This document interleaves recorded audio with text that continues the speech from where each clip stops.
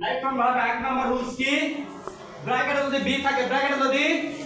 B থাকে তাহলে subject কি সাবজেক্ট ও টেন্স অনুসারে সাবজেক্ট এবং টেন্স অনুসারে টেন্স মানে পাস্ট টেন্সে হলে কি হবে ওয়াজ ওয়্যার পাস্ট টেন্সে ওয়াজ ওয়্যার আর প্রেজেন্ট টেন্সে থাকলে am is are am is are কোন টেন্সে সাহায্যকারী ভার্ব কোন টেন্সে সাহায্যকারী verb present continuous present continuous এবং ওয়াজ আর কোন টেন্সে সাহায্যকারী ভার্ব প্রেজেন্ট পাস্ট কন্টিনিউয়াস তাহলে এখানে কি হবে আই এম আই অ্যাম এ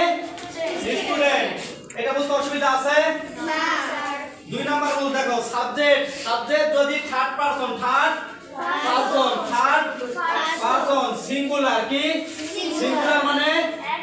এক বচন নাম্বার মানে সংখ্যা তাহলে সাবজেক্ট যদি থার্ড পারসন সিঙ্গুলার নাম্বার হয় তাহলে ভার্বের সাথে এস